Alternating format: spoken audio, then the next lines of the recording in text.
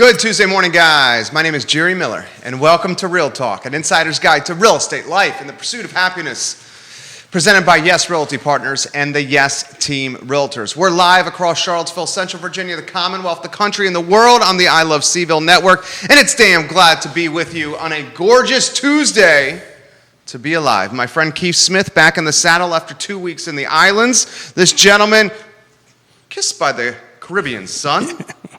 What does that mean, actually? It means you got a suntan. There you go. Sun-kissed. Appreciate it. Sun-kissed. Okay. And looking dapper as he heads into his youngest daughter's wedding on Saturday. Yeah, and actually, as you were doing the intro, I'm getting marching orders from my oldest daughter. And what are those marching orders? Something, I got to go pick up something from Trader Joe's for the cake. I don't know. Yes, ma'am. Yes, ma'am. And that's it. And on the way in, I needed to call a couple of people on Thursday and Friday they made appointments with. I said, I think I need to push these appointments. Till next week. Next week. So is your oldest daughter the maid of honor? Yes. That's fantastic. Oh, yeah. So it's truly a family affair. Oh, yeah. They do. Matter of fact, I'm going to invite you and your family and Judah and Liza the dog. I guess the whole world's going to hear this. But on Sunday at Brazo, we're doing like a open ticket. You and your family come by 10 to 3 at Brazo and feed some tacos to little. If you have any questions, the office is right around the corner. I didn't even think of that. Yes, but I didn't even think of that. Man. Yes, you did. Look at this. No wonder why we've hired you to manage our marketing. The office is right around the corner. Always be closing. And evidently, the father of the bride cannot say no on his bride's wedding day. I think I learned that from The Godfather. Isn't that not right? I cannot refuse any request. Isn't that what it is? Well, that's the Italian tradition. So. Right. Yeah. So The Godfather. So as you can tell, you're not invited to the wedding, and Sunday doesn't count. That's after the wedding, so I don't want any requests on Sunday, and I purposely did not invite you to the wedding because I would probably get a request that I could. What would my request be? Who the hell? With you, who the hell knows? With you, who the hell knows? Let's make sure we get Rose Deal in the mix from the Orange County Economic Development Office. In fact, I'm going to tag her right now. Rose Deal. We're going to be talking some Orange County today on the show, some Gordonsville. Yeah, well, I mean, we did it for half an hour yesterday, and thanks again for calling me, bringing me in. That was a lot of fun, unscripted, and just had a lot of fun on it. But we started off talking about the Ice House and all the great stuff that's going on in Gordonsville, and so if you haven't had an opportunity, if you're not going to a wedding this weekend or coming to Brazo for free tacos, head out to Gordonsville. There's just this unbelievable plethora, huh? Plethora. Well played. Thank you. Of things to do, right? So you've got, just off the top of my head, we got our good buddy Neil Williams' restaurant, Well Hung. And Neil's going to be on Friday's show. Him and Sean are going to come. We're going to talk a little bit about what's happening today, right? The primary. Yeah. And then, you've got the Ice House. There used to be, and somebody can help me out with this, we've eaten several times there, this really good French restaurant in there, and we haven't eaten there in a couple of years. Quentin Beckham wants to know if text messages count for favors on the wedding day. And that'll get you in trouble, Quentin. Is Quentin Beckham watching? He's watching. He just put a question on the feed. I think he's supposed to be heading up to D.C. for a meeting. So. Are you watching in the car, Quentin Beckham? Mr. Beckham, get to work. He says, do text messages count for favors? We'll have to replay the Godfather. Pretty sure they weren't text messages. I don't think they were texting at the Godfather, but Quentin, that's a hell of a question right there, my friend. Mr. Beckham, any request of yours, consider it done. And Quentin Beckham, we'll give you some props on a job well done. Man, that was a great show. Which one was your favorite? The round table, where we were talking about investment, and anybody can do that. It was super motivating. And so we actually, it re-sparked the conversation between Yonna and I about getting back into we used to own a bunch of investment properties pre implosion, for lack of a better term, and we're probably going to get back into that. Would you do an investment property in Gordonsville? Man, that's literally what I was looking at this morning. I was looking at opportunities. I was looking at what's available, which is not much. There's seven homes available. The median sales price is $215. Been on the market quite a few days. You know, you're looking at a median of 64 days, but there's a couple of neat properties out there. Actually, one of our compatriots at Keller Williams Alliance, Tom Woolfolk, has a property out there. Love Tom Woolfolk, former car president. Absolutely, yeah, and on Gordon Avenue, which I'm going to take a little bit of look into on it. But you know, it kind of spurred on the conversation that we were talking about. You know, where are the nexts, right? And we've been talking about this for quite some time, for years, literally, right? 2.5 years. How many years we've been doing this? 2+. And we've always talked about. I've always been high on watch whatever somebody say something now, particularly Beckham. High on Zion's Crossroads, right? Yeah. Zion's Crossroads is a hot spot. It is a hot spot, and once you see a Walmart and a Lowe's go in, you know it's going to be a hot spot. Well, more importantly, and when you see, I think it was 10 years ago, when VDOT invests in putting this divergent diamond interchange in there, which is a pretty cutting edge thing. Didn't you have something to do with that? A little bit. A little bit to do with that. Yep. Had a little bit. I helped grease the wheels a little bit on that, and but the intent on that was to carry the same amount of vehicles as the traditional 4-leaf clover, but it has a much smaller footprint in it. So everybody's head was freaking out when it started, but nobody's having a problem with it now. So Andre Xavier, Patch Brewing Company, there said Gordonsville, potentially the next Stanton. I'm going to say, I said yesterday, the streets off of downtown Gordonsville made me nostalgic of what Belmont was before it was Belmont when I moved in there. You have some numbers to back up these statements today. I do, but you know it's pretty. And I printed a copy for you. It's pretty interesting. So at the moment in Gordonsville, so these were numbers from January 1 to today. Give a shout out to your friend Christopher Eagle, who's watching. Hey, Christopher Eagle, how are you? We love you, see Eagle. Had a meeting with him on Monday. One of the good guys in the game. Man, I'll tell you what. I wish I had my trash together as well as he does at his age. The guy's a pretty sharp dude. Calm, never seen him get worked up. Sharply dressed. Great haircut, see Eagle? Yeah. Come on now. Yeah. Sharp. We tease each other a little bit in the office. Who's the sharpest dressed guy in the Yes Realty Partners office? It would be Christopher. There you go, Chris Eagle. You hear that? It would be Christopher. So there's 7 units currently active. So this is just in the confines or the jurisdictional footprint of Gordonsville. It's not into Orange or anything like that. There's 7. Pending, there's 11. But and then sold there was 11, and the median sales price was $242, 3 bedrooms, 2 baths, 1,600 square feet, 21 days on market.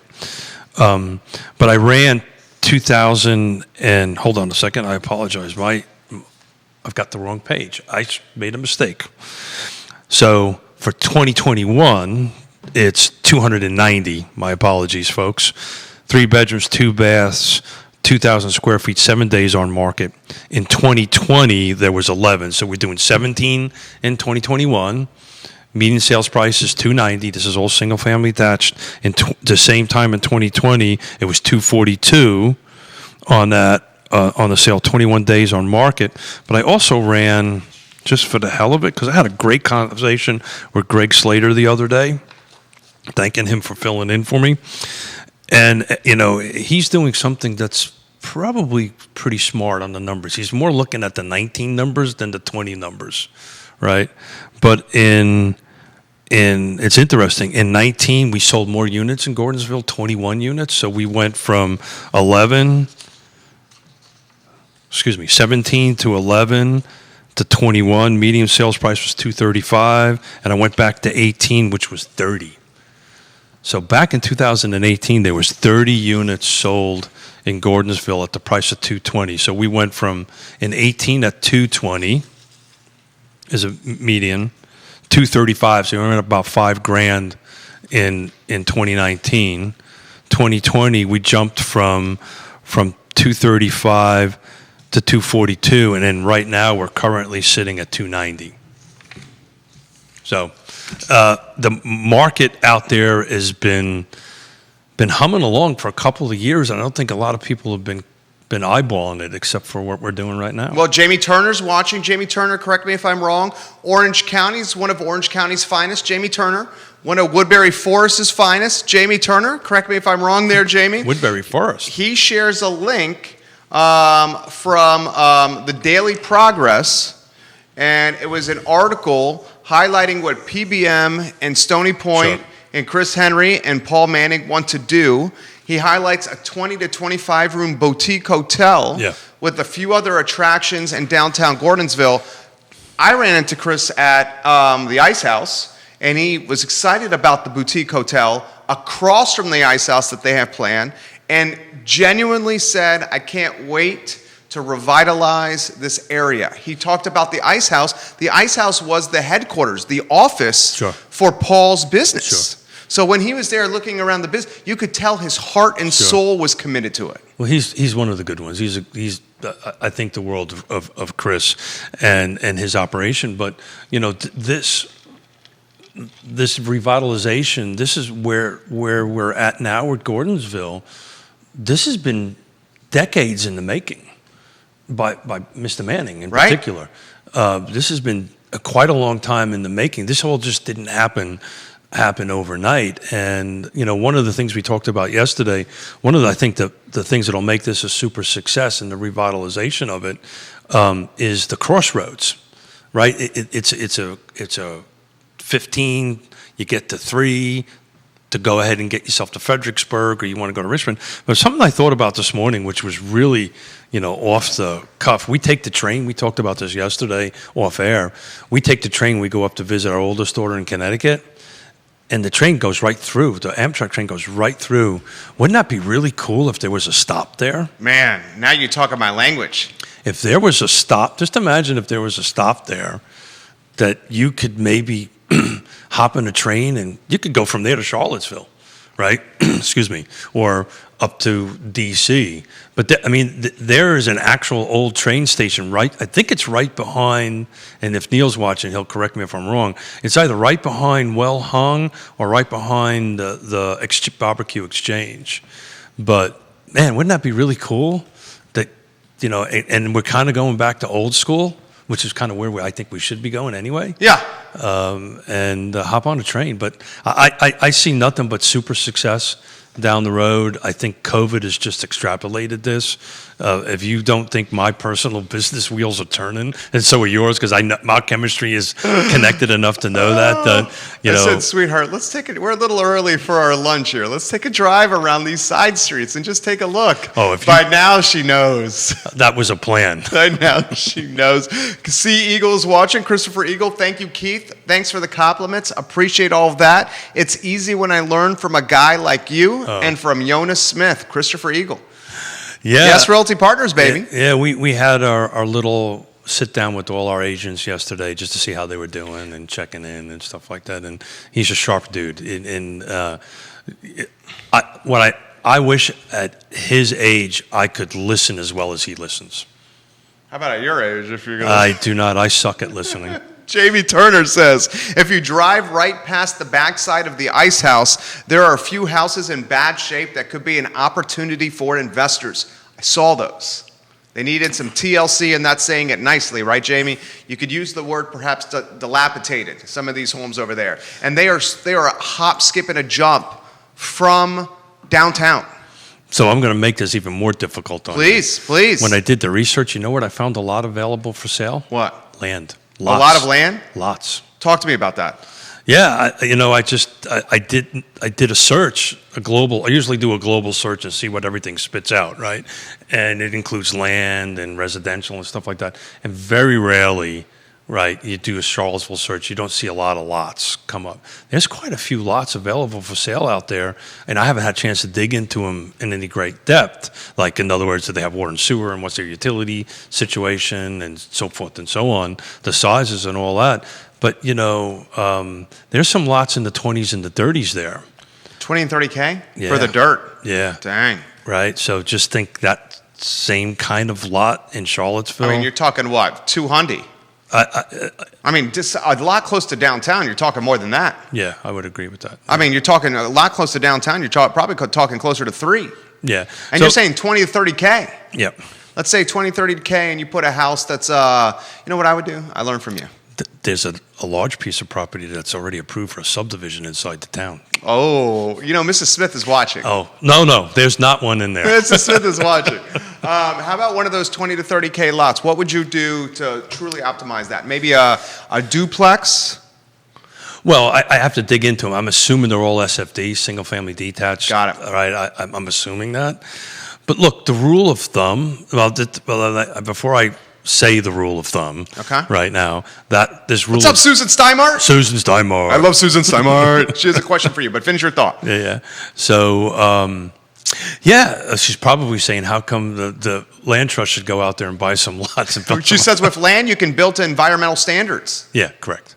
But get a little Pearl certification in there? Pearl certification, rock and roll. But the problem is with the cost of materials and labor shortages right now, it's a little difficult. But the rule of thumb has always been somewhere between 4 to 6 to 1.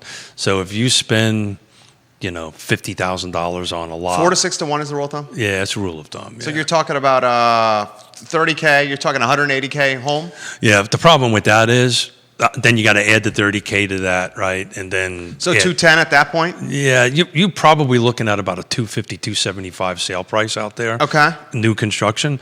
And then what are we talking all in for something like that? Well, that's what I'm talking about. Yeah. I'm talking about the actual retail sales price, probably around 250, 275. And your cost is? I haven't done the math yet. But back of the napkin. Well, that's what I was trying to tell you. The rule of thumb is generally 4 to 6 to 1 over the cost of the lot. That's your all in, and then the sales price. Then you have to put your soft costs in it. What you have to pay for realtors, closing costs, finance expenses, some marketing material, blah blah blah blah blah blah blah. And the rule of thumb is somewhere between 5 to 10%. So what you're basically telling me is you can do. I would build them for rent though. You could do brand new single family if you wanted to sell brand new single family all day, every day under 3. You could do that. Under 3, walking distance of downtown Gordonsville. You could do that. Alternatively, you can do maybe a side by side. Yeah. With each side getting $1,250 a pop. I'd have to figure out. $2,500 total. You're talking about rent. Yeah. Yeah. That's what I would want to do. Yeah. Yeah. My buy and hold wheels were turning. Yeah. On that. So, but yeah. So it shocked me. I did not expect to see land, and it really shocked me when I saw the development opportunity out there. Jamie Turner, Orange County's finest, Woodbury Forest's finest. The man works in finance now. Don't you work in finance, Jamie Turner? I believe you do, as a consultant of some kind. Jamie Turner, we've never met, but I feel like I know you through this show. He says there is an investor who is unloading a lot of lots right now across the tracks that have been sitting on the market for a while. That's exactly. Town sewer and water are available with these investor lots that he's ready to sell. So what are we doing? Good Lord, that's a tip right there, Jamie Turner. Give us some more knowledge, Jamie Turner, please. Bo Smith and I are looking at our phones right here. Show's over. Jamie Turner. Keep it coming, JT. Keep it coming. Well, there was a parcel out there that I think you could put 30 or 40 units on that was in the town limits. But I didn't do enough research on it to really talk intelligently. So Jamie, thank you. He grew up there. Yeah. It's a great little setup out there. But for somebody looking to do like one-offs of onesies and twosies, it might not be a good opportunity. I'm going to dig into it a little bit more and see if somebody's interested to team up with us on it. Well, and the very cool thing about this is Patch isn't open yet. Hartman's doing a distillery. Yep. Literally distillery. Jamie, what's the restaurant? Was it Stone Fire Kitchen Is it Stonefire Kitchen, Jamie? I know that name might not be right. Hartman is taking over that spot. Yep. There's a boutique hotel coming across from the Ice House. I mean, dude, it's like... So have you ever gone under the bridge there and take a hard look to the left? Somebody converted, it almost looks like it's out of Tuscany, converted a garage into, I think it's some sort of... that's the restaurant. Is that the one we're talking? I think that's the one Hartman's taking over. I'm going north on 15, just before I go underneath the trestle, the bridge. To the left, there's a little building in there that was renovated years and years ago. And that may have been something Mr. Manning did. I can't remember. But it looks like it's something out of Tuscany. It's really beautiful. I think we have that photo. Judah Wickhauer, do me a favor. Go to the Facebook message thread from yesterday with myself and Andre Xavier. He sent a photo of a restaurant that Craig Hartman posted on his Facebook page. And Craig essentially alluded to get ready for what's to come here. So Jamie Turner, we're going to show you this picture here in a matter of moments. Give us the name of this restaurant that Chef Hartman has taken over, if you could, please. It's in the Facebook thread with Andre. This question for you from JT. Yeah, it's the patio. But once Jamie sees the patio, he's going to know the restaurant. Jamie says, my wheels are turning. What about a modular? Would that be... Well, that's where I was going with it. He says, would that be an option due to the high material costs? And he wants some knowledge on modulars. Yeah. So my personal house is a modular. Okay. My personal house is a 8-box custom modular. I built it in 2000. And the reason I built it in 2000 is we had this whole lumber price and labor issue is nothing new. It's cyclical. It happens. And we had the same situation back there. We were building 30, 40 homes a year, and we just didn't have enough labor to frame them to meet up with the sales goals. So I tried to actually do a custom modular. And if I ever took you into my house and I didn't tell you it was a modular, you would never know it was a modular. Usually the giveaway on the modular is one of the doorways are like 8 inches wide because this is where the boxes meet. The way I designed the house is you would not know that it was a modular on that. Worked out great. Built a 3,600 square foot house in 30 days. Get out of town. Yeah, it drove my wife nuts. I had a brain fart. That photo's coming on screen, JT. It's coming on screen, Jamie Turner. So I had a brain fart the Parade of Homes is in end of September, beginning of October. Oh, and you signed up for it. Like in July. Yeah, and the house is not done. No, I had nothing. Had a lot. We could do this, honey. And had a house designed, built, shipped, delivered, finished in less than 90 days. Okay, here's a question for you. I want to learn. But who was the gentleman that said Jamie Turner. Literally, Jamie. And the person that I'm going to reach out to is our good friend Jesse Rutherford, who works, and somebody tag Jesse. I'll tag Jesse Rutherford right now. You know, he's in the modular business, and he's going to end up getting a conversation from me. But that's the way I would do it. You know, because you don't have to ramp up so much human resources, right? And but yeah, that's exactly the way I do it. But it's a little tricky to it. You got to know how to do it. You got to be able to get cranes on site, and there's overhead power lines may have to get moved. It's not as simple as, hey, come in here, drop something on there. What is the most affordable single-family home to build? Type, specs? Because he developed a lot of Lake Monticello, for those that don't know. Well, yeah, we built about 600 homes there. Yeah, that's a lot. Yeah, but all our stuff was for custom folks coming out of New York. The damn Yankees. Yeah. They came and stayed. A lot of. What's the difference between a Yankee and a damn Yankee? Damn Yankee stays. You taught me that. Johnny Ornelas, welcome to the show, my friend. I'm working on my speech, and I only got like 6 dad jokes. And somehow or another, I got to work in the 6 dad jokes into the speech. But Johnny says, I've looked at that place. There was water and sewer for a restaurant use, but money will be need to dump in to fix that restaurant. Johnny, great call. Craig Hartman and his team are upgrading that restaurant now. Literally now. There's a lot, if it's the building, I think it is. Well, I can show it to you. Judah, if you get it back on screen and show it on the big screen for Keith so I can see it. So, hey, Johnny, I owe you a phone call. I apologize. I've been trying to get my feet back underneath me from coming back on late Sunday night. So, Johnny, I'll call you later on today. Okay, there you go. That's what I love about this show. I know, everybody's watching right now. Can talk to my clients. Yeah, everybody's watching right now. Judah's going to show you this here in a matter of moments. Cool. Multiple folks are asking the most affordable home to build. Yeah, so it's a tough question. If you talk to the production guys, they'll probably say, the old 4/4, right? So 2 stories, smaller footprint. The larger the footprint, the more expensive it is, right? Is that the one you're referencing? That is not the one I'm referencing. That's the one that he's going to make some magic in, Hartman. Yeah, cool. Well, maybe it is, and just looking at it from a different angle. That's the side patio. Jamie, what was this previously called? Wasn't it like the Stonefire something? Isn't this what this was called? And Johnny says, Keith, we really need to talk about land available for future investment. Yeah. Please call me. Yeah. That's the reason I got to call them, right? Because they're rocking and rolling, and I think they should be setting. You can't hide when you're on the show, dude. Yeah, no kidding. Duh. Stupid me. No. You just got back from the islands. And your daughter's getting married. Yeah, but I literally get 5 or 10 minutes into this, and I just think it's just me and you having a conversation. And not that I'm not thankful and grateful that everybody's watching, but I tend to forget these cameras real quickly. Yeah. All that stuff. So to go back, Stonefire Kitchen. That's right. It was Stonefire Kitchen. Thank you, Jamie Turner. Thank you, Jamie. So to go back to the cost of construction, smaller footprint, right? 2 stories. It's generally the most cost-effective. I don't want to use the word cheap because that's the wrong word. Yeah, affordable. It's the most cost-effective way to build.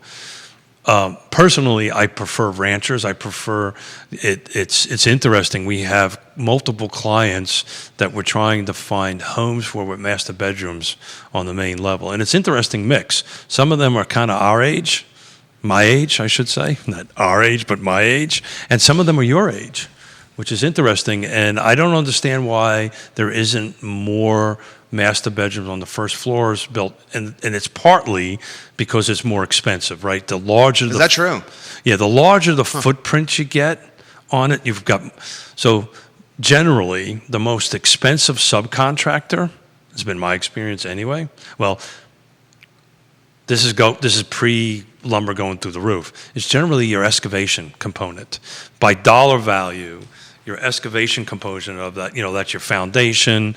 You're bringing water and sewer to the home, clearing the lots, final grade, landscaping. That whole landscaping, the whole excavation foundation package is generally pretty darn close to about a third, if not more than a third, of the total construction costs. And it's generally 1 or 2 subcontractors at that particular point, and then you get into your framing, and then your mechanicals are usually there. But the wider the footprint, the more expensive it is. Stonefire Kitchen, Jamie Turner, you're making the show better. He's so the agent James Friend Dickerson. Oh yeah.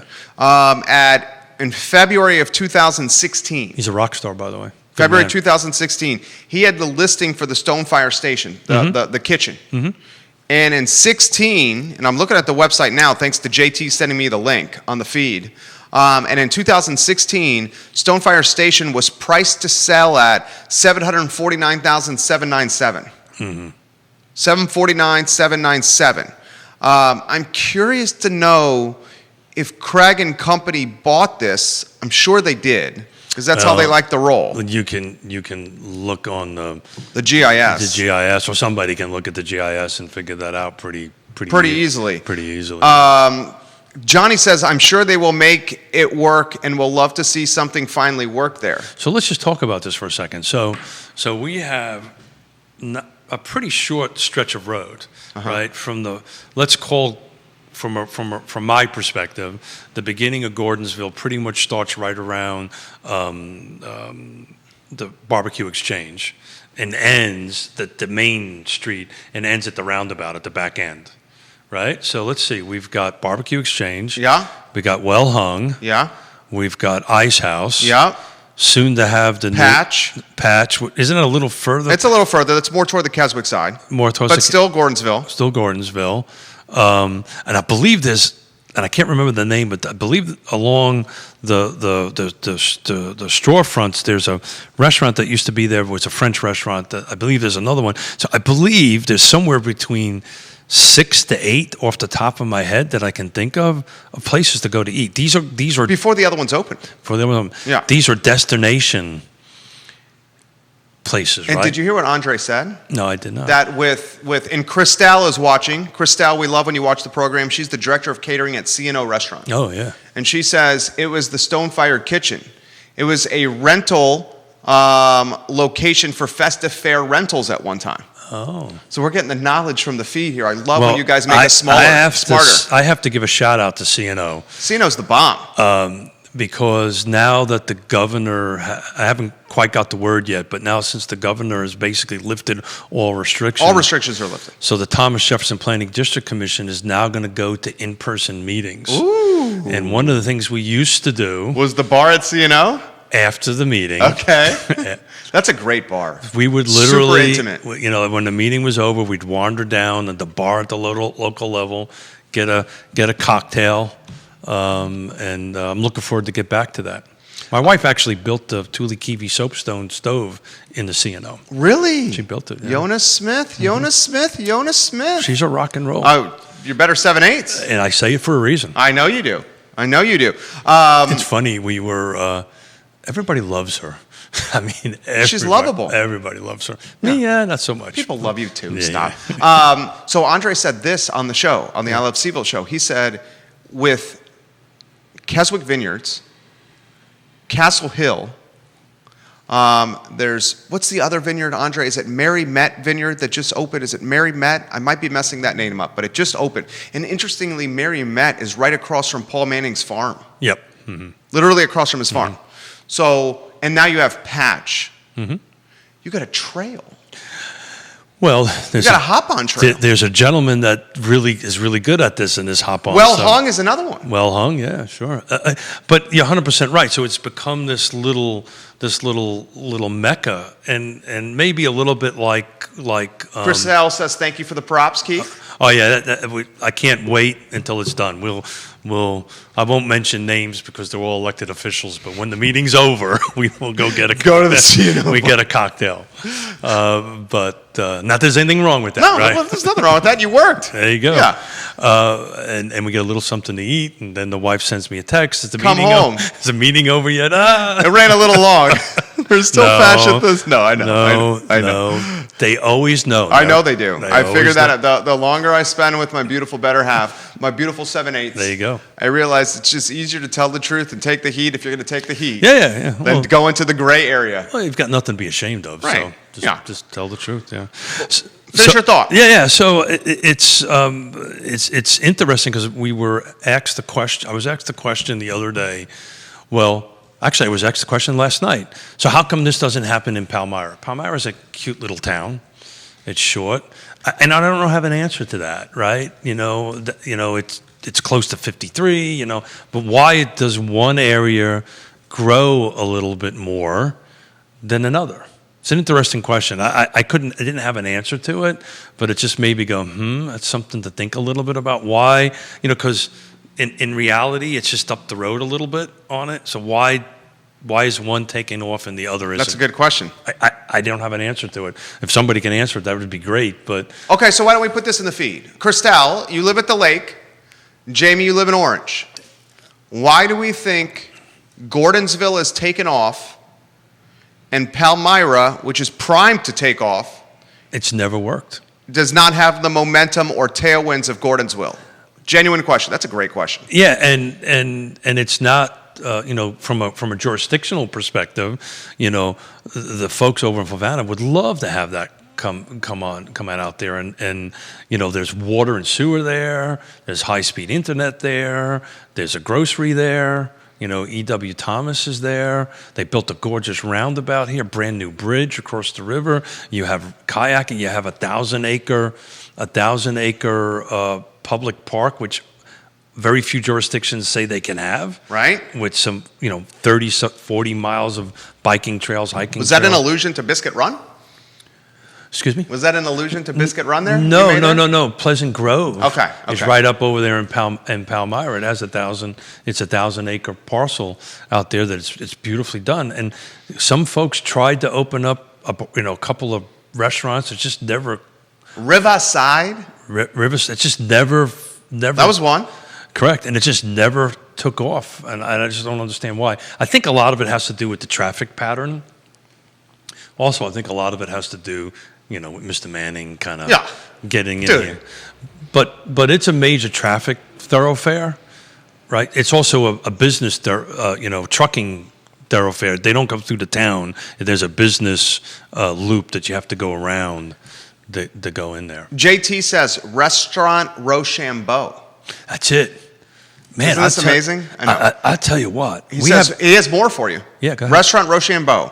Can't wait till they open back up. That's right. Fantastic French restaurant right on Main Street. I saw Dwayne "The Rock" Johnson there a few times. Yeah. Dwayne "The Rock" Johnson has a farm in Orange County. He does. And we've eaten there several years ago. Not that it's the same thing as The Rock, but we ate there a couple of years ago. The star of Real Talk, Rock. Dwayne "The Rock" Johnson. It's kind of. The star of Real Talk, Dwayne "The Rock" Johnson. Kind of the same. Can you flex for the camera? Come on, flex for the camera. No. That's just flat out embarrassing. I'm not going to do that. That dude can do it. That dude seems to have the Midas touch. Does he not? Sure does. So hopefully we've inspired some people to wander down in there. It's the right thing. A part of me kind of said maybe we should have kept our mouth shut about the lots and the thing, but that's what we do. Right. We give information out. I think one of the things I've realized about entrepreneurship, and it took me a while to realize this, that the idea is such a small part of it. It's the execution of the idea. Like, I used to be in the beginning, when I was launching this, I'd be like, I'm not going to tell anybody. Should I tell my wife? She might be telling the ladies and the moms and all that. But now what I do is... Exactly how you did it, like that. Don't tell anybody. But now, you know what I do? Rod Burnell, welcome to the broadcast. Your daughter Samantha's doing big-time things at Notre Dame. Now I tell folks the ideas. Squirrel. Yeah, I tell everybody the idea. Yeah. Because you know why? Yeah. Because I get the feedback. Yeah. You get the feedback. Totally. I said this all the time. Actually, the hard thing is to come up with the idea. You think? The execution for me is the hard part. Well, execution is always the hard part on anything, right? But to have the vision, very few, vision is a hard thing. That's part of why I went away for 2 weeks. To be totally honest with you, as you know, because you work with your wife, but Yonna and I work together every day for 35 years. We celebrated our 35th wedding anniversary. And for those who know Yonna, say you're sorry. And the reality of it is we get to the point because we're working gazillion hours as you do, and I love you, but at the moment I don't like you, and so we need. You're talking about Yonna here, not me. That's it. I do love you, and I do like you. Okay. But just want to clarify that, guys. It was my wife I was talking about. So the reality of it is, we go to reconnect, and we go to get some of our vision together, and how because people rely on us, right? So what's our next 12, 24 months? What are we going to do together on Real Talk for the next 12, 24 months? So it's important to get out there and recharge your batteries. And we're blessed enough to be able to do it. So we got multiple people discussing why Gordonsville's taken off over Palmyra, including folks listening in their vehicles on Spotify. We love that you listen to the show. And I'm not knocking Palmyra because I love it. I'm a Fulvana, been in Fulvana for 1987. It was a question that was asked to me that I went, I don't have an answer to that. So this is coming in from Steven. Jerry, I'm listening to you guys on Spotify right now. I think the difference between Gordonsville and Palmyra is Craig Hartman. When he built the Barbecue Exchange, he made Gordonsville a destination for not just us in Orange, but for all of us in Central Virginia. Then folks started realizing how close this was to Charlottesville. Christelle says, that is a hard question, Keith. I don't want to say it's because of the lake, but it may be part of the problem. When we moved to the Lake Monticello, we came here for the water and the cost of living. We also knew that it would be Zion that would boom because of the proximity to the highway. Yeah. Gordonsville is right in line with that because that is primarily the route that truckers take. Honestly, I'm happy that it has stayed quiet out here in Fluvanna and do not mind the travel to get to some good eats and shopping. Christelle. Yeah, so More coming in on your question. to pick that apart, you're 100% right. That's the reason I've been heavy on Zion's Crossroads. So you're going to see some more substantial growth and development in the Zion's Crossroads here in the very near future, and that's 0 to 5 years, right? Out there, water will be fixed. It's there already. Sewer's already there already in Zion's Crossroads. This thing with the JRWA, with the James Water River Authority, is eventually going to get fixed. From my conversations, they're projecting the next 12 to 24 months we'll dump 400,000 gallons of water a day. That's a huge amount of money. Put that in perspective. Lake Monticello, which is, let's call it built out, 4,500 houses, uses 500,000 gallons a day. Get out. So if they're going to be bringing 400,000, not that it's all going to be residential and all this kind of great stuff. That's a great stat. But just to put it in perspective, roughly, it's the size of Lake Monticello as far as usage of water, and would end up being around. So that's what's going to happen. You'll see that growth will go over there, and Palmyra will just stay a little sleepy little village. I just love Palmyra. We go up there all the time to go out underneath the bridge, and there's some great sandy beaches there on the Rivanna. It's just amazing place to be. JT says, I think Gordonsville took off after Craig Hartman. So he echoes Stephen Hartman. He echoes Stephen. I think Gordonsville took off after Craig Hartman and the BBQ Exchange. That attraction led to so much traffic. Also, PBM products attracted employees from all over Central Virginia. I'm not sure of any similar attractions or employer opportunities in Fluvanna. No. He adds, also Main Street in Gordonsville booms on the weekends. I'm not sure if Fluvanna has walkable Main Street like Gordonsville does. It does, but it's a little smaller, actually. It's a cute little, it's got a wonderful historic courthouse, a cute little park. It's tiny. I mean, it's a fraction of the size, but it's a cute little, you should go. If you I had to go there for a speeding ticket. Oh, yeah. Yeah. I was driving to go see...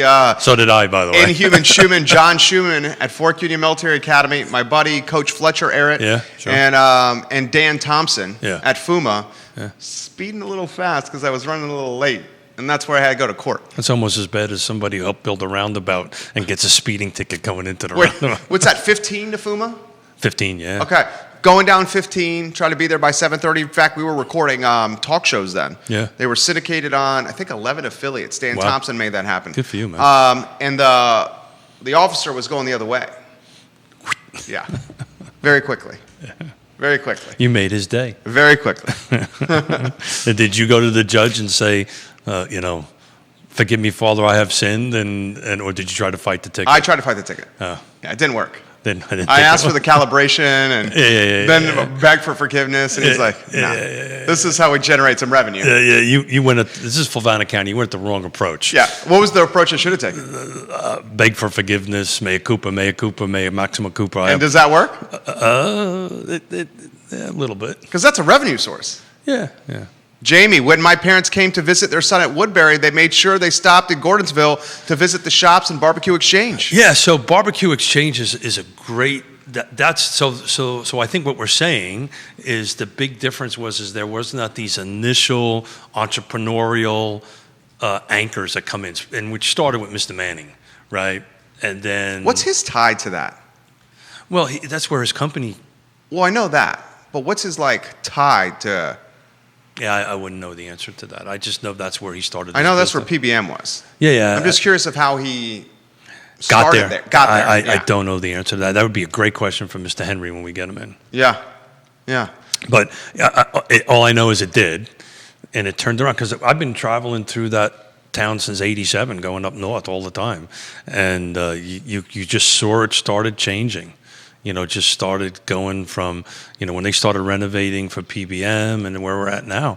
So it's become this little trail, I think an entrepreneurial spirit. Dude, wait until CVille Hop On Tours they have 18 buses under ownership now. Literally 18. That dude just amazes me. Amazes me, right? He's a serial entrepreneur. They have 18 buses. I thought you and I put a lot of hours and work in. Every time I turn around, this dude is doing something. And he's got a hell of a partner in John Craig. We should not underestimate John Craig. Sure. Wait until he starts sending 6 buses down that route. And each of those buses have I don't know, how many people in each bus, Andre, if you're watching? Let us know how many people. What I'm concerned about is the labor shortage for him, though. He seems to have that figured out. Does he? Good. Yeah. Good. Well, it's probably paying them super well. He pays them well. Yeah. That's what he said. It's amazing how people get to work when you pay them well. It's my grandmother used to say, take care of the guys, pay them well, they'll do well for you. The old saying, you make money, I make money. If people make money, they'll make money for you, and they're happy. He thinks, gosh, so Jamie's made this show better. Yeah. He says, my mom worked for Paul. Really? Wow. He says, I believe it was the taxes, but I'm going to ask my mom now. Yeah, I have too much respect for Chris Henry and Mr. Manning to take a guess at it, so I would never do that. The show is hot. Yeah, this is why I love. This is why I love the. Friday's going to be a great show. We're going to talk about what we probably should talk about a little bit on the back end. Democratic primary. We kind of go a little bit in our crystal ball kind of stuff and see if your crystal ball is saying similar to my crystal ball, right? You're saying Pinkston. No, Wade. Well, you see Brown and Wade. I mean, I think we both agree on Wade out of the primary. Without a doubt. Lock, right? Without a doubt. Okay. So the 2 spot is more of a toss-up. Yeah, and I think I follow your logic with Pinkston, and I think the name recognition. Yeah, been there, I done follow that. Logic, Okay. but Carl Brown's a lifer in Charlottesville. Yeah, and you can't underestimate that, right? Sure. I wouldn't bet against that, but that second spot, I think is the other thing I'm basing it on is the fundraising dollars. Yeah, $50K plus for Pinkston. Yeah, not so much. I think let's be conservative, under 1,000 for Mr. Brown. Yeah. So we're talking a 50x difference here. Yeah, well, and it's not all about the money. It's not all about the money. It's not about the money.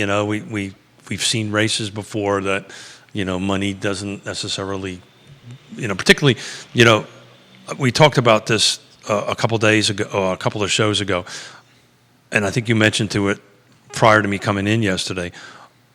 All politics are local. Yeah. Well, I mean, I learn firsthand, also learn from you. Well, the most important politics are local politics. Without a doubt. The most impactful politics are local politics. What impacts you the most is local politics. The state and federal stuff is that's going to impact you. Just nothing like the local politics. That's why people should be involved at the local politics. And that's why it's so disheartening. The turnout for this race is going to be like 35-40%. Well, we talked about this yesterday. The numbers. The math is. This is going to be an interesting race, and I agree with the end result. I think the end result will be the mayor being reelected because of the value of being an incumbent. Correct. Okay. And Mr. Does that frustrate you? Or is it is what it is? It is what it is. Okay. That's the beauty of the process, right? And I've spent a half a decade living under communism to understand what the alternative is, right? So it's the beauty of the process, right? But it's going to be interesting because this is going to come down to a math problem. And I was trying to figure out this morning how to explain that. We talked about it yesterday. But if there's like 100 votes. Yeah, let's go over this. Right. If there's 100 votes, and if Neil's watching, he'll correct me if I'm wrong. So the top 2 vote takers gets the 2 spots, right? Yeah. So if there's 100 votes, and let's assume the first 2 get 26 and 26, then they're in. So the problem is the other 2 can skew that math a little bit on you on that end of it. So if there's only 3, it makes the bar that much higher to hit. You've got to get better voter turnout. You've got to get more folks to vote for you to go and get on the spot. So if there's only 3, then it's 34 votes, right? If we're working with 100, right? I mean, that's the floor, for lack of a better term. So it's hard. You have to get 34 votes to come in here versus 26 votes. And that may not sound like a lot, but elections like this, if you take a look at what happened the last time, they're won by hundreds of votes. They're not won by thousands and thousands and thousands of votes. So it's interesting how the math is going to skew out on that end of it. I'm going to follow it. Well, and another wrinkle that you didn't touch on was the single shot strategy. Yeah, but that's kind of our only option at this point, right? Referring to the mayor. Yeah. Right? Yeah. Well, that's what she's saying. Yeah. Vote for me and vote for nobody else. Yeah. Well, that's the reason I'm telling you the math is going to be screwy, right? So it's just going to be interesting. But with all due respect, Well, how do you feel about that strategy? well, with all due respect to the mayor, to everybody, that's what you want anyway. I've ran for office before. You're doing it. You want people to vote for you, not for somebody else. So it's kind of logical to me, right? So you're basically saying it's like someone who announces way early to try to corner the market and keep other competition from getting in the mix. We'll not talk about this on there. That's what you're basically. I get it. It's about winning within the rules. Yeah, of course. It's about winning within the rules. But my point I'm trying to make is of course the mayor wants everybody to vote for her. You want everybody to vote for you. I wanted everybody to vote for me. They just didn't do it because I was a Yankee. But, and had a funny accent. So to Keith's point, and the dude makes a lot of great points, and that's why you guys watch the show. I got the results for the 2019 Charlottesville City Council race. Thank you for doing that. Cena McGill. So interestingly, in the Democratic primary, Michael Payne in 2019 came out number one. Brian Pinkston did not get out of the Democratic primary in 2019. Correct. But in the general election, Cena McGill, Councilor McGill, got the most votes. Won the general. Cena McGill got 8,438 votes in 2019. Correct. That was the percentage? 25.96%. Yeah. This is all guys on the Virginia elections website. You do a basic Google search and you can find this. Michael Payne was 2. How much? 7,833 votes. So the difference between, Lloyd Snook was 2. Lloyd Snook was 2 with 8,151. But what was the percentage? 25.08. Yeah. The difference, Smith, between, this is your point here. Yeah, you made the point right. The difference between McGill and Snook in 2019 was less than 300 votes. That's exactly right. So that shows you every vote counts. That's exactly right. Michael Payne came in the third slot with 7,833 votes. That means the difference between first place Cena McGill in 2019 and third place Michael Payne was roughly, I got to do some quick math right here, less than 600 votes. Get Liza the dog do it. She could do it better than I could. Less than 600 votes for first and third. That's exactly And the really terrifying aspect of all this, what was the next two, right? the Marine, Yeah. Bellamy Brown, Yeah. was fourth. He ran as an independent. That's exactly right. And had Bellamy Brown had run as a Democrat, perhaps the results were different. Mr. Bellamy Brown, who we love on the I Love CVille Network. Semper Fi, Marie. Yep, we love that guy. 5,751 votes. So the difference So give between me the percentage on Bellamy Brown, 17.7. So just think about that. It was only percentage differences. It was 17 and what was Cena's? Cena's was 25.96. The closest one is Cena, 25.96 first. Third place, Michael Payne, 24.1. We're talking a difference of 1.8%, first and third. So take names out of it, right? We have 4 spots. Yeah. If the 4th spot, which wasn't in the race, then everybody else has to get more votes on it. It makes it harder to make the math work. And he also had John Hall, who had 838 That's right. votes. Forgot about Paul that. Long, who had 1,256 votes. So the Hall, Long, and Brown. So if the 6th slot. 1, 2, 3, 4, 5. There were 6 people in it. So if the 6 slots vote went to Bellamy, and everybody else stayed the same. If John Hall's votes, 838, went to Bellamy, Bellamy's on the dais right now. That's exactly right. And that's your point. That's the point. So look, more is always better. We have we'll talk about this in future shows because we're going to do some stuff, but there's a couple of elections that are coming on in the surrounding jurisdictions that they're uncontested. I believe an uncontested election is not in everybody's best interest. And there's 3 in this year's Board of Supervisor race that are uncontested. In Albemarle County. Albemarle County.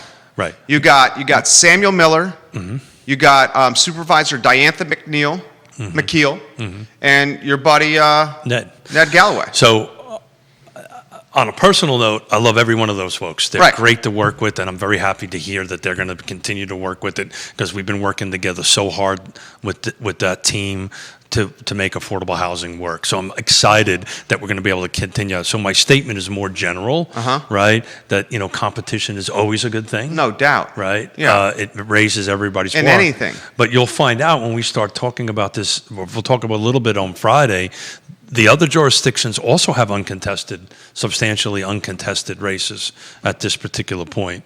So the only real super contested race is going to be the city of Charlottesville. Yeah. There's going to be a couple of spots that are contested, but not the volume of 4. Right. Or 6, like it was in. Well, 19. this one will be 4. Yeah, correct. Yaz, Washington, Nakia Walker, and the 2 that come out of the Democratic primary today. I got a question for you. Why is there so much more engagement and interest to get on the dais in the city of Charlottesville than the other municipalities in Central Virginia? Man, that's a great question. To put it in perspective, Albemarle County, the 6th Board of Supervisors, manage a $400+ million budget, as you know. Yeah. City of Charlottesville, the 5 councilors manage a $200+ budget. So the county's budget is 2x plus more than the city's. Yet the county's got 3 spots that are coming up for re-election now, and there's no competition for those 3 spots. It's only one person. Yeah, I wish I knew the answer to that question, right? It's a great question. It's a great question to ask. And why does the city council get way more attention than, say, the Board of Supervisors? Yeah, it's like I'm trying to think this off on my feet, but it's like one little entity that is getting all the attention, and then a larger entity isn't, and I don't quite understand it. Why? I think a lot of it is it's. Charlottesville's 10.2 square miles. Albemarle County engulfs that. Yeah. It swallows that. Yeah, 50,000 versus 150,000 folks. And, I don't know, to be honest with you. It just seems like a little lopsided because, at the end of the day, the first 10-ton elephant in the room is UVA. Right. The 5-ton element in the room is Albemarle County. Right. And then the 2.5-ton element is the city of Charlottesville. Yeah, I don't even think it's that as far as size goes. But it's city of Charlottesville. That's what we talk about. You call this the I Love Charlottesville Network. You don't call it the I Love Albemarle County. Okay, touche. That was good, my friend. That was very good. Right. It took a little while for the coffee to kick in, but so well played, Keith. We're part of the problem, right? Yeah, well played. But it's Charlottesville. It's a historical thing. But how about this stat for you? If we change it to I Love Albemarle, it doesn't kind of run off the tongue. Well, and interestingly, and we own I Love Albemarle. Do you really? Yeah, I do. I own I Love Albemarle. In fact, most of the municipalities I own. You think I should know that? I do. Charlottesville, here's a good stat for you. Charlottesville, 10.2 square miles, as you know. Yep. You want to venture Albemarle County size? Venture to guess? No, I should know this. Oh. I hear you're on the. Yeah. The answer is I know it, but I don't remember it right now. It's 726 square miles. I just looked it up. Yeah. So I didn't know that. Yeah. So 10.2 square miles, Charlottesville. Yeah. Albemarle County, 726 square miles. Sure. Population, Albemarle County, you were really close. About 150, isn't it? As of 2019, 109,330. Okay. That number's probably gone up because of COVID. 109,330. Charlottesville. I wasn't close, but Charlottesville's what? 50K? My understanding is 50, but I'll take a look at that. Yeah. So I don't have the answer to that. It's interesting, but I think it is what it is, right? Everybody talks about, In 2019, 47,096. Yeah. So you're talking over 2x the population size, Sure. Albemarle versus Charlottesville. And you're talking, someone do that math, 726 square miles versus 10.2 square miles. Sure. And we talk about Charlottesville. And we talk about Charlottesville. But it might also be the personalities. It could be, but it's always been. Since 1987. It's, somebody asked me the question the other day. It was actually in the Caribbean. Where are you from? I say Charlottesville. Well, technically, You're from Havana. I'm from Havana. Yeah. But I say Charlottesville because people know Charlottesville. I've said Albemarle County, they're like, huh? Who? Yeah, Where? yeah, Is that North yeah. Carolina? Then I say Charlottesville, they're like, oh. Yeah, so I usually follow it up Charlottesville when there's a blank stare, UVA, O. Yeah. And then they kind of put two together. But there's, it's funny. How are we doing? We're doing great. Okay. Yeah, but you do have a wedding to plan for. Yeah, something. No, I have orders. Okay. There's a difference. Okay. His beautiful daughter getting married on Saturday for those that are just tuning in. But it's funny. I'm going to throw something out and see where it goes and see if it sticks. But when we were doing our remote work vacation, because that's what we were doing, we have a friend of ours that owns a 80-foot. He takes people out on the day on a catamaran, right? You pay a couple $100 and you take people out. And there was 12 couples on there that they were between 20 and 30, and then 2 old people, Yonna and I. And so the standard when you bump into somebody down there, the standard. If I bump into you and your wife, it's normally the questions are where you're staying on the island. Is this your first visit? Where you're from? Right? And then at some point you ask, so what do you do? Right? So these were all nurses, teachers, one of them was a bus driver, fireman. It was these all different jurisdictions. As soon as we went out and said, well, we're real estate agents.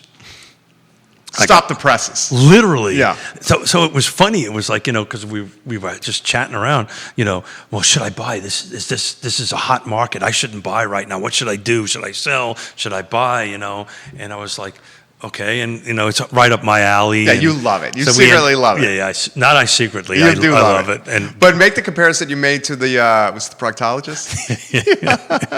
So one of them was a proctologist, right? I didn't know if I wanted me to go there, but one of them was a proctologist. So we're talking and we're doing and blah blah blah la la la and should I buy investment property? What should I do? And I've said, of course, you have to watch Real Talk. Yeah. And I said, Doc, not for nothing. I don't walk up to you and say, I got a little problem, and whatever. Nobody does that, but it's okay to ask a real estate agent. You remember the Seinfeld episode? Oh yeah. Was it the proctologist? I think it was the proctologist. Where if you're at a cocktail party, right, the best person you want to be next to is the proctologist. Because nobody's going to talk that. He had the best stories. Yeah. And I think Fusilli Jerry went up where the sun don't shine. Wasn't that episode? Fusilli Jerry, the little pasta Jerry? Oh, God. That's that one of the guys sat on? Oh, yeah. Remember? Sorry. It's been so many years since I watched that show. I love that show. Oh, yeah. And then how about the license plate? Remember the license plate? Ass Man. Ass Man. Remember that one? Yeah. I can't get past the puffy pirate shirt. Oh, the puffy pirate shirt was great. I love the puffy pirate shirt. Yeah, so it was interesting. So we held a class on a boat, with rum and food, and you were in your element. I was in my element. Yeah, we had actually a lot of fun. Even so much the captain, which was a friend of ours, a Frenchman. He says, "Is anybody going to go snorkel?" No. We're okay. Nobody would go snorkel. So, we gave a class. It was a lot of fun. But I said, watch Real Talk, and hats off to the I Love Charlottesville Network in what we do. I bumped into people from California that, in the conversation, and go, yeah, I've seen that. These are friends of yours? No, these are people I just bumped into on the beach. No. I swear to God. Wow. I swear to God.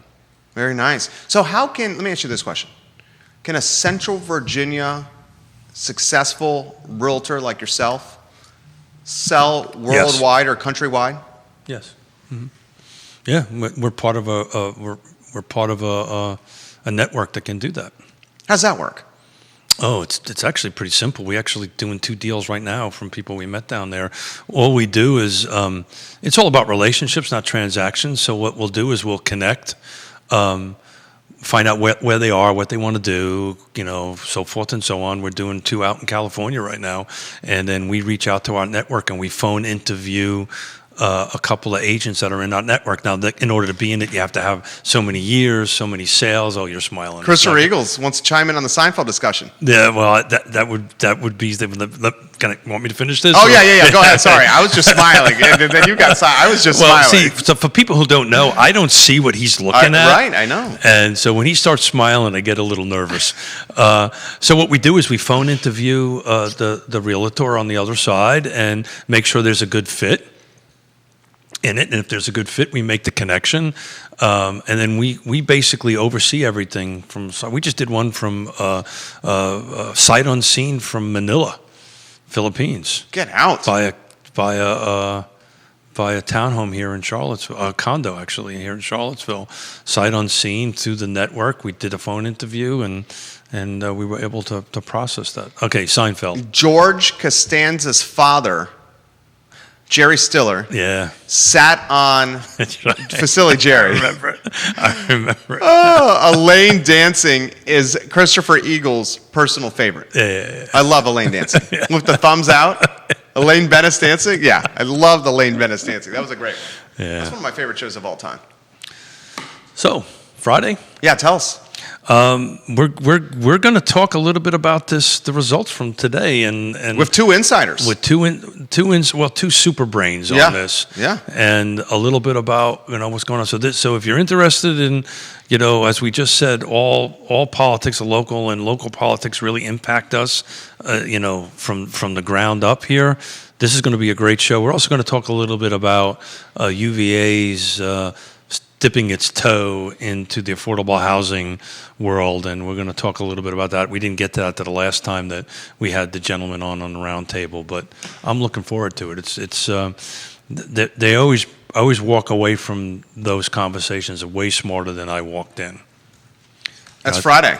It's a rule I always have. If you think you're the smartest person in the room, find a new room. In my case, there's a lot of rooms I got to move around. Oh, stop it. I don't like when you do that. I don't like when you do that. So, my friend, the wedding. Yeah. How do we close on that? I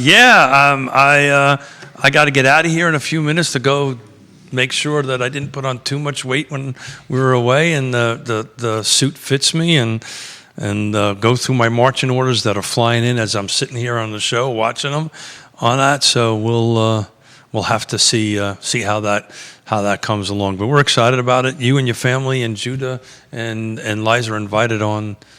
Come out and get some tacos on Sunday. Fantastic. My friend, I thoroughly enjoy this. It's a lot of fun. I wish we could go on longer, but I do. You're busy. I do need to. Absolutely. We will see him Friday on Real Talk. Neil Williamson and Sean Tubbs in the house as well. It's going to be a good one. We recap the election. We talk UVA and affordable housing and anything that comes up on the feed. So I hope this explanation of this math thing worked out okay. I was thinking about that early this morning just to see. I thought it worked, yeah. Yeah, okay. I would say otherwise. Yeah, I don't. It's a hard thing to explain without any visuals, but I think what you did a great thing. The Google search. The Google search. Yeah. Well, guys, Yes Realty Partners and Yes Team Realtors. Yes Realty Partners and Yes Team Realtors. Trusted names in the game. You see what this man is about: character, honesty, integrity, and working hard for you. The man will go to the wall and back, and so will his beautiful better half, Yonna Smith. They are the team to work alongside. Dad, shut up and get to work. I literally just got that. I think I got the text too. Get him off the air.